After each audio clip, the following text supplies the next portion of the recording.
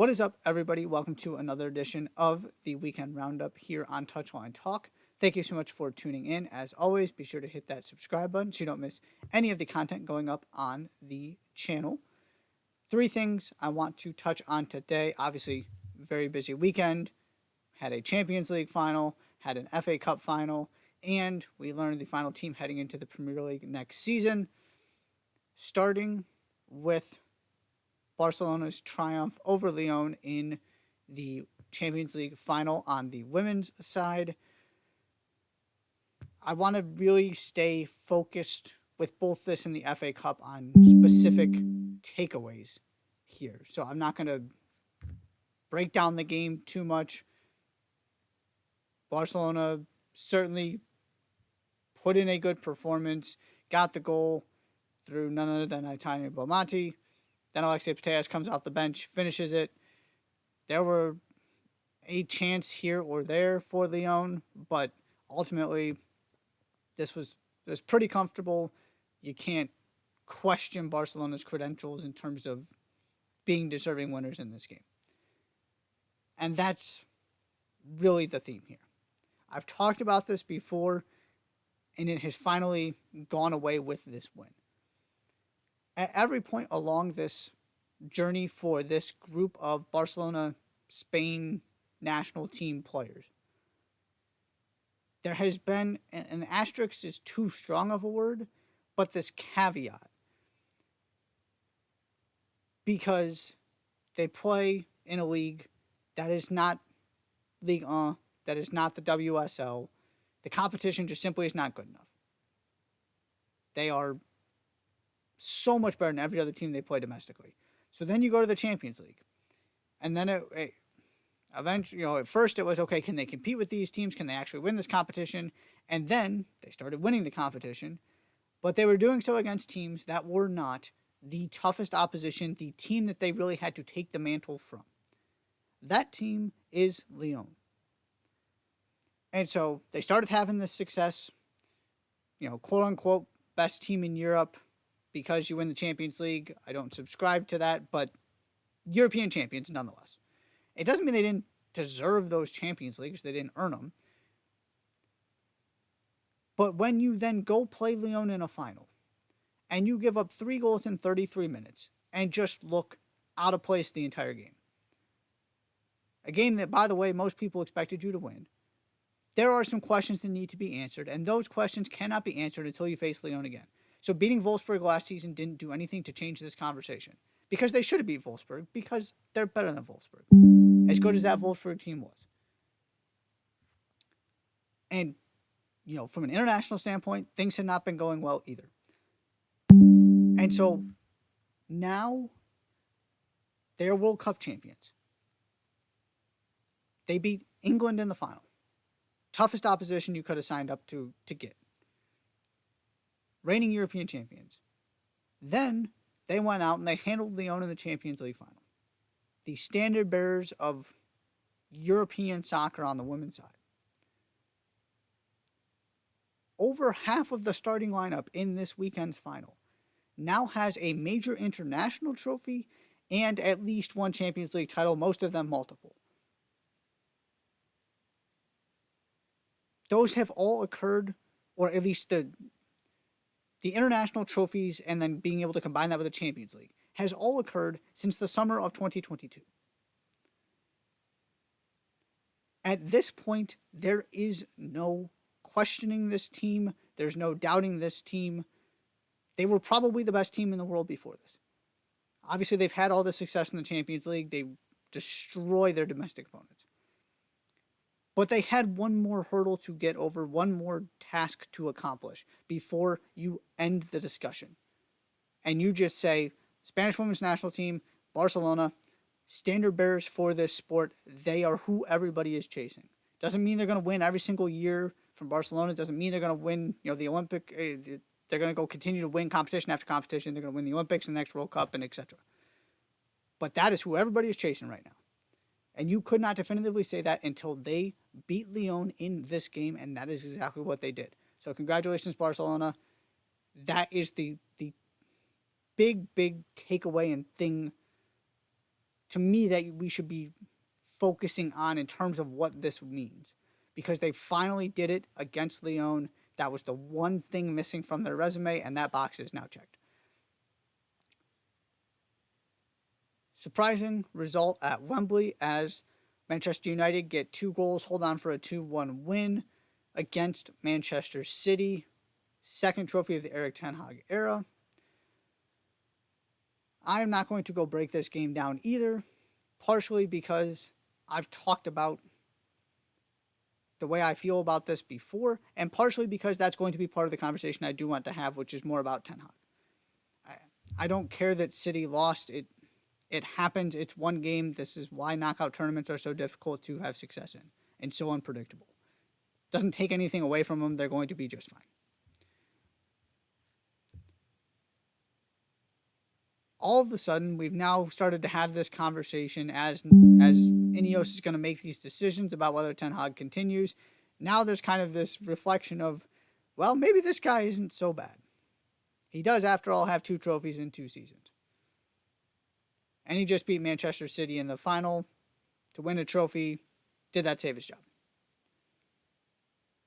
The answer to that question should be that game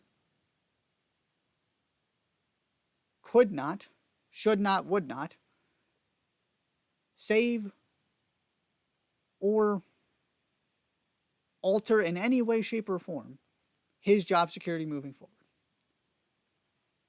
If Ineos was thinking before that game and Jim Ratcliffe was thinking before that game, they need to go a different direction. That is what they should do. If they were happy with Ten Hag before that game, obviously beating Manchester City isn't going to hurt you. And here is why I say that. Number one, basing your decisions off of a single 90-minute result in a knockout tournament is inherently bad strategy. Number two,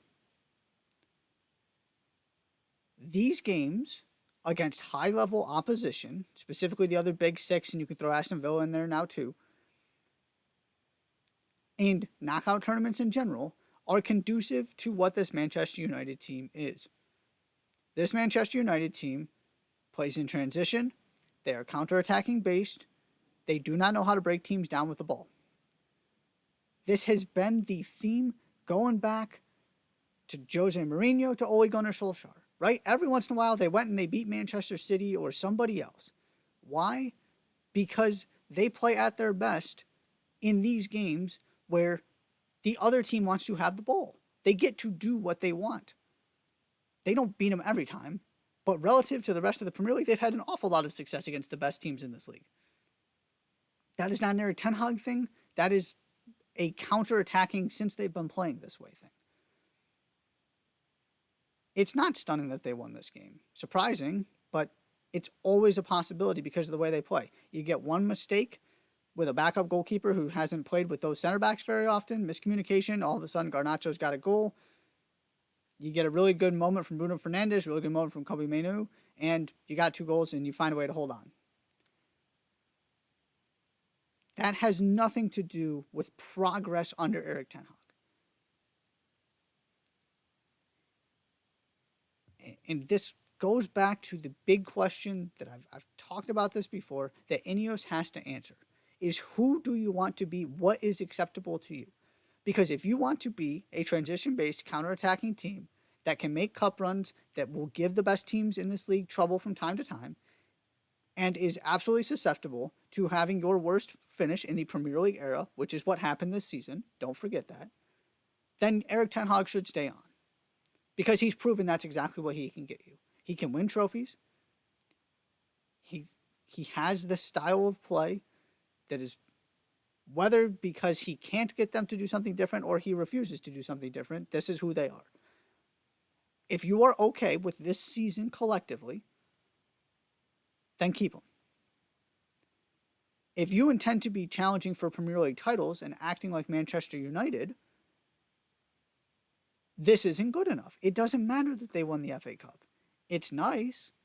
That has nothing to do with progress in the Premier League, because progress in the Premier League means tactical evolution and looking like you have an idea of how to break a team down when they sit in a low block and you have to have the ball, because that's what it takes to win the Premier League. There has been no progress in that specific area that Erik Ten Hag can point to. They are the exact same team they've been for the past 2 seasons. Doesn't mean he's a bad coach. It's not all his fault. I I think he's gotten too much of the blame for being in such a bad structure and deserves some benefit of the doubt. The guy can coach. But there is no indication he is going to take this team where it needs to go to get them somewhat close to the stratosphere that your Liverpool's, your Arsenal's, your Man City's are in. Week in, week out, being able to beat the rest of the teams in the Premier League, because that's where they struggle. They can play with the big boys because they're a counterattacking team, and that's when they get to do that most effectively. It's playing Burnley and Crystal Palace and Brentford, and you go down the list. That's where they struggle. That's where they need to evolve. Either you are looking to the manager for that, or you are accepting that the infrastructure is so bad that that is just not a realistic expectation at this moment. And that all of that has to change before you touch the manager. Both of them are valid opinions. I don't think there's necessarily a right or a wrong here in terms of whether Ten Hag should be fired or he should stay. It's a question of what needs to change and how does that change. Because if Ineos are happy with this, no reason to let Ten Hag go. If they think that this is a structural issue, no reason to let him go. But you have to figure out, if you are serious about contending for Premier League titles again and getting back to Manchester United back to where they should be, you got to figure out where is the inability to evolve and improve coming from. And it's a combination of multiple things. But do you think you can fix the other stuff and keep Ten Hag? Or do you think Ten Hag is now set in his ways, or just isn't the guy to get this team playing the way that they need to? That's the decision. And none of that changes because they beat Manchester City. Because they are the same team that also had its worst finish in the Premier League. Plain and simple. It's the same team. There is nothing in this game that you went, oh, I see it. They look different. No, they played on the counterattack. They got the opening goal through some good fortune and then did what Manchester United do. The question is whether that's who Ineos want Manchester United to be. Finally, congratulations, Southampton, coming back to the Premier League, beat Leeds United in the playoff final. Not the most thrilling game in the world. Get the goal in the first half. Pretty solid defensively. There were some moments, specifically Dan James when he came on, caused some issues, hit the woodwork. But ultimately, Southampton were pretty comfortable, I would argue. Why Dan James isn't playing more minutes is something, it's a conversation for another day, but it just seems like Leeds United are a better team whenever he's on the field and he just never starts. So he nearly rescues him, but it is Southampton that are the team coming straight back up to the Premier League. Going to be interesting with this younger collection of players, and they really reshaped some things. James Ward-Prowse no longer there. Do they have enough? And what kind of money are they willing to spend? Because that team that got relegated was nowhere near good enough, and this one was the fourth best team in the championship. But they get the job done. It's the beauty of the playoff. So they're headed straight back to the Premier League. And the final point I want to kind of end on, just looking ahead to the Premier League next season. Regardless of who won this game, this is going to be true. Usually you've got some weak links in there that you can kind of identify. And specifically this season, as you look at the teams that went down, you just know those teams really are not Premier League quality. They're Championship plus, if that, and they don't necessarily belong in the Championship, but they also don't belong in the Premier League. Southampton may very well fall into that category next season, but at least Southampton have Premier League experience. That's a club that's been in the Premier League for a while. Right? They just had a bad season and it kind of fell apart. Whether they can get back to being a mid-table team to be determined, but at least they got some pedigree there. Ipswich Town is another one you look at and you go, okay, real question marks. If they hold on to Kieran McKenna, though, he's the X factor. He's at least something interesting that makes you think maybe they can pull this off. Now, it's looking increasingly likely that's not going to happen. So maybe they are end up being the team that is just kind of there for everybody to take advantage of next season. And then you got Leicester, who is a Premier League club, and for reasons that are still beyond comprehension, found a way to get relegated. Maybe the best team to ever get relegated. Came straight back up, won the league. You know they're not within the confines of whatever financial fair play and profit sustainability rules, regulations come in there. They're not messing around. They belong in the Premier League.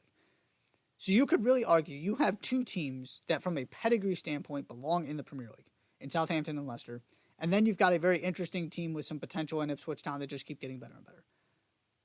Maybe Ipswich is the wink link, but there are usually at least two. And whether it was Leeds or Southampton, those are two teams that, from a pedigree size standpoint, belong in the Premier League. This is going to be brutal at the bottom next season because you don't have, I don't see how all three of these teams go straight back down unless Leicester gets the points deduction. And it is obviously it's a possibility, but this is about as tough of a 1 to 20 Premier League as I can remember. So wanted to throw it out there as well with Southampton finalizing their spot as the last team in the Premier League. Thank you so much for tuning in. That is all for today. As always, be sure to hit that subscribe button, and I will see you next time.